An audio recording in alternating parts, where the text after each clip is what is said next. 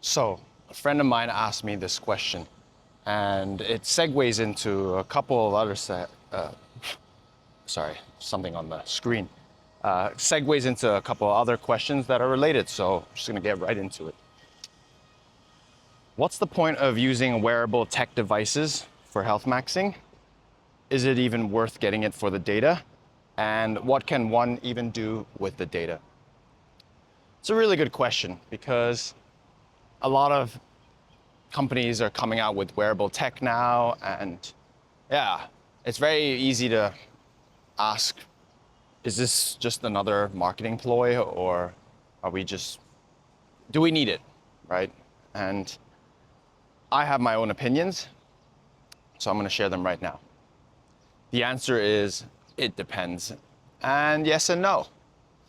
I'll break it down real quick. So for me, I think I'll always use a wearable tracking device. Sorry, a wearable tech device. Can't even remember what it's called, but yeah. I never got into the whole Whoop and Oura ring thing. With the Oura ring, I just find it weird, putting it on a ring. I've actually dislocated my finger before from doing MMA, so the thought of having a ring on my finger and suddenly hitting something, just not for me. The Whoop I did consider for a bit, but I just don't really understand, like putting a wrap or band around me, but doesn't really tell me the time. I don't know, maybe I'm old school. I just think if I'm gonna put something on my wrist, it's going to be something that tells the time. But let's talk about it from a functionality perspective. So I don't have a deep understanding of Whoop or Oura, so this is, again, just my opinion, and any of y'all who have experience using a Whoop or Oura and really love it, comment below. I think, based on the current body of literature, the watches actually do, like smartwatches nowadays, do a pretty damn good job. I think there was data showing that the heart rate monitor on an Apple Watch is pretty accurate compared to a polar chest strap. So I've not even considered getting a chest strap anymore, even though a chest strap's more accurate. The thing with getting a chest strap as well is if you're running 4 or 5 days a week, you're doing cardio almost every day, yeah, you need to replace that strap every day, and you need to wash them. And I'm just like, yeah, call me lazy or whatnot, but I just can't be bothered. And if the watches are as accurate, fine by me. Now, obviously, if you play football or you play a sport where you're not allowed to wear a watch, then you don't have a choice. You're going to have to use a chest strap. But I think the smartwatches already do a great job. So let's talk about what metrics you can use before I get into whether or not it's worth getting a Whoop or Oura, in my opinion. So let's take a look.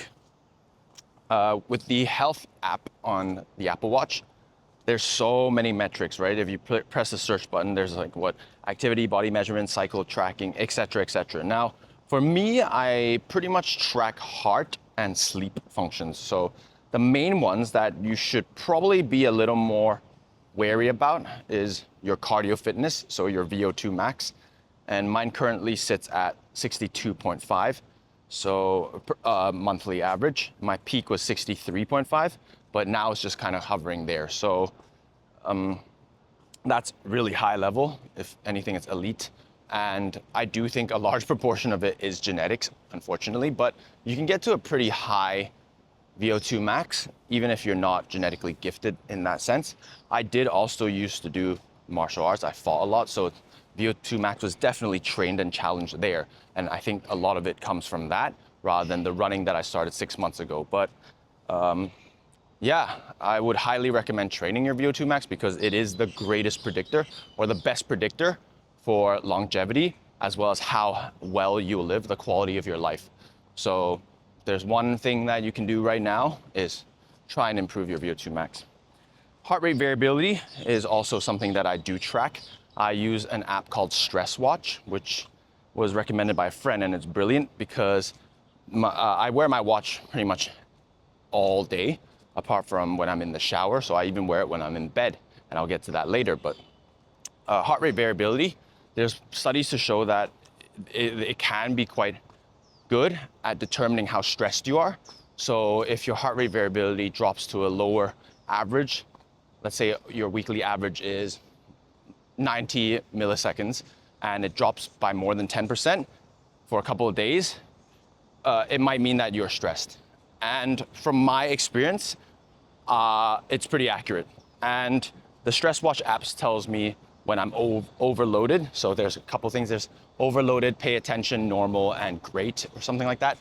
And I've found out there's quite a big correlation between with the heart rate variability and how stressed I am. So I would highly recommend tracking that as well. Now, studies have shown that it's not super accurate and it's not the world's best metric, but I asked my professor back in my master's degree, and he taught coaching science, and he thinks it's pretty viable. So yeah, based on my experience, it's been pretty good. Resting heart rate, that's another one. Now, if your VO2 max is high, but your resting heart rate is also high, then VO2 max is arguably the more important metric, so I would stick with that. But your resting heart rate, there's also a correlation between a lower resting heart rate and how long and how healthy you live as well. So that's why I do think it's quite important to track that as well. And then the other two things that I track are sleep. So time asleep, which is usually a pretty good metric, but more importantly is the sleep score, which tells me, and now here's the thing, the Apple Watch is not super accurate when it comes to this, but it gives you a general idea, and it covers a lot of things as well. So I think bang for your buck wise, it's good enough. So for example, last night, 100, perfect sleep score. So it tracks your duration, your bedtime, so when you sleep and wake, as well as how many interruptions you get. And they should also have, I forgot where it was, a breakdown of your sleep cycle. So where is it? I can't even remember anymore, but your REM, your deep. So I can't actually remember exactly what metrics you should be targeting, but I think for deep sleep, it should be 15% or above. So the apps are pretty good at telling us, there it is. Is it there? No, I don't even know where it is. It's somewhere. But there's a breakdown of the percentages, but I don't even check that now. Just the sleep score will give you a rough idea. So I would highly recommend tracking those metrics because sleep and your cardio is going to be very important. Now, nutrition, your watch is not going to help you track that. So, and a Whoop or what's it called? Oura ring won't help you with that. And what else? Yeah, sleep, nutrition, exercise. So the watch is in my opinion, pretty good at tracking your heart rate during exercise. Now, it depends on what activity you're doing though. So I find that it's pretty good for running, not so good for indoor rowing, indoor ski erg, etc. So yeah. Now, if you're someone like me who trains 4 or 5 days a week of cardio and I do weights 2 or 3 times a week, I think the watch is enough, it's good enough. But I think if you want next level data where you actually, let's say, have a coach or you have a friend who does sports science, an exercise specialist or physiologist who can analyze the data, by all means, I think the Whoop is more comprehensive. I don't know about the Oura. I think Oura is mainly for sleep tracking, but the Whoop has a lot more data and it's more comprehensive. So I think if you're someone who really wants to get into the nitty gritty, use the data and actually do something with it to improve your lifestyle, then by all means. But honestly, the Apple Watch is plenty. As someone who's a trainer as well, if I have, let's say, a client who religiously wears their watch like I do, and they've got all these metrics for me to track, it absolutely does help me, and it helps me with my job because I'm able to go, hey man, or hey lady, your VO2 max is a bit low. It's actually below average. We're gonna have to do some cardio. Or your sleep has been, crap. Your score is below 80 all the time. Okay, we're going to have to do something about it. And a lot of people go, yeah, well, what can I do about it? My sleep score is already low and I'm already doing everything I can to maximize my sleep. Now, I'm not a sleep specialist. I'm not a sleep expert. So I would highly recommend probably speaking to one. There are sleep experts and there's a good reason behind why, because I forgot which athlete or coach said this, but if sleep was not something we naturally do, it would 100% be banned as a performance enhancing drug. And I 100% agree with it. I've not properly improved or attempted to improve my sleep until beginning of this year, and I'm 31. So it's nuts. Like mentally and physically, I feel the best. Now, obviously, I've got some nagging injuries, like my plantar fasciitis. I just strained my back a little from getting on the rower and ski erg yesterday. Funnily enough, the reason why I'm getting on the ski erg and rower is because I'm cross training. It's a bit hot, but also because of my plantar, I can't run as much. But now goes my back. It's just, you know, these things, right? And I gotta work on that. It's easy to say, well, that's just how it is, but nah, there's always in my opinion, there's always a reason, and there's always something we can do to amend and address these issues. So when it comes to sleep hygiene is a big thing. And maybe I'll talk about it in another video, but there's very basic things like, for example, making sure you have blackout curtains. And honestly, I don't even think blackout curtains are that good, especially in tropical climate, because the sun can still penetrate through. And I use a sleep mask, so I wear one. I also make sure, so your room temperature, I believe if you want to sleep very well, is 16 to 19 degrees Celsius. And most people, I think, in Hong Kong don't do that. So that's one. What else? Getting off electronics before, an hour before bed. Yeah, no one does that, not including me. So I usually get I have a pair of blue light filter glasses. Studies have shown that that doesn't really help, but I find that it dims the light a lot more. And I do slap on a blue light filter on my Android phone because the iPhone one is not very good. So it's already really dim, but even then, ideally, I should be off it completely. So that's something I still struggle with. And what else? Don't eat 3 hours before bed. That's another one as well. I know a lot of people snack before bed. That's a recipe for poor sleep hygiene as well. So there's a lot of things that one can do. However, the main one I would say, which is pretty much out of control for a lot of people, especially in Hong Kong. I mean, it is within control, but it is also out of control, and that's stress. A lot of people are very stressed in this country, and stress is one of the biggest killers, and it's going to shorten your lifespan as well as your quality of health. And honestly, I'm sorry, there's nothing I can say or do about it. I apologize if you experience a lot of stress. Some people do, they're very unlucky, you know. If you have a lot of family problems, your lifestyle is, you know, you've got to make a lot of money to pay for your family, bills, etc. You've got kids, high stress work. Yeah, I'm sorry. I can't say anything. It would be, what's it called? Ignorant, I guess, or non-empathetic of me to say, oh, well, just find something that's less stressful. Like, yeah, okay, there are some YouTubers who say that, and that's great, but a lot of people in Hong Kong can't do that, right? Rent's expensive, mortgages are really high.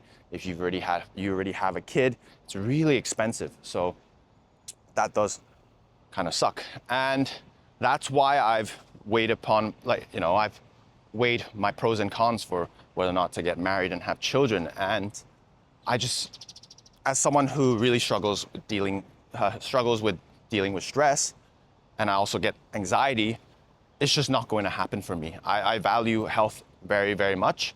I want to be there for my family, my friends. I want to be as healthy as I can be. And I know that if I get married and have kids, as much as I love, coaching children, I love children, like seriously, coaching them is just amazing.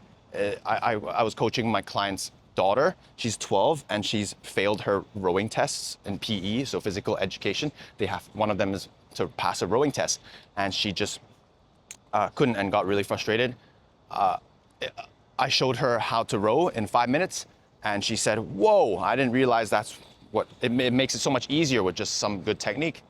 And, those things are very rewarding towards me.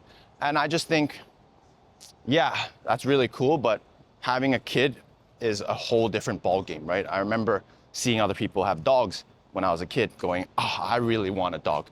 And don't get me wrong, I loved my dog, Max, rest in peace. But when we had him and got him, it was a whole different ball game, right? You're thinking, oh my gosh, is he going to be sick? Oh, what food does he need to eat? Oh, how's his teeth? Well, if you're responsible, that is. Oh, I need to walk him. When can I plan that? And there's a lot of things you got to think about. So let alone having a kid, right? And I'm someone who is, I would like to think, very responsible, but I try to stay away from responsibility as much as possible because, yeah, it's a lot of stress. I'm pretty sure my HRV scores will be very low. And I really struggle with poor sleep. So when you have a kid, the first couple of years, yeah, your sleep's going to be poor. And not just the first couple of years, I think many years. And I do struggle a bit with anxious thoughts. So I'll probably always be worrying, which is not ideal. So yeah, I know I went off on a bit of a tangent there, but what I'm trying to say is you need to amend these things. You need to address these things. And if you can get a Whoop or an Oura ring and you believe that the data that presents itself will allow you to address these issues, then by all means go for it. Here's the thing. I think most people see the data, either they don't know what to do with it, or they look at it, go, well, it's great, it's a cool metric, but I'm not gonna do anything about it. I'm like, yeah, then it's a bit pointless to get it. So for me, that stress watch app was brilliant because now I really try to minimize my HRV dropping too low. And when I do see it go low, I'll probably do some sort of breathing, meditation, try and calm myself, listen to calmer music, etc. And that usually bumps the HRV back up. Whereas before, I wouldn't have done that. Now the sleep thing also really helped a lot actually because I'm someone who's quite competitive. So when I see my sleep score get a bit lower, I get competitive with myself and go, I need to bring that back up. So it's these things, right? And I do believe there's always something one can do to improve their sleep, their nutrition, their exercise, etc. So for me, it's really helpful. And for some people, it might not be because the data, even if someone else interprets it, they tell them, hey, this is what you need to do, they won't do it anyway. Then I wouldn't bother. It's not useful. The thing is it actually necessary to have a watch? Honestly, if I didn't have a watch, like if these things didn't exist, I think I would still be trying to do the same things anyway. However, knowing that they exist means that I would have gotten one anyway. So if I never had one, I would have very likely bought one anyway, because I'm someone who's quite interested in data and how it can improve my training as well as improve other people's, right? Because not only am I improving my own training and learning more, but I'm also able to help other people. So now I can interpret their data, and obviously at a not a sports science or exercise specialist physiologist, sorry, not exercise specialist, exercise physiologists level, because these folks can really dig in deep into the data, but they've also got much better technology to help analyze these things. But for most people, I would say it's pretty useful, and I do think it's better than nothing. And if you have the extra money to purchase one, I would by all means get one, in my opinion. But if you're someone who doesn't have that much cash and you're struggling to pay rent, you know, you're struggling to even get good food in, etc., yeah, I wouldn't get one. It's not worth it. But if you already have an Apple Watch, and most people own a smartwatch, that's plentiful already. I would not probably opt to get the Oura or the Whoop. And yeah. Oh, also one more thing before I go. Yeah, sure, sleep tracking is awesome and whatever, but actually what's one of the best metrics is just wake up and see how you feel. If you feel tired, yeah, you're probably not sleeping well enough. It's pretty much that simple. Anyway, I'll see y'all in the next video. I hope this was helpful. Peace.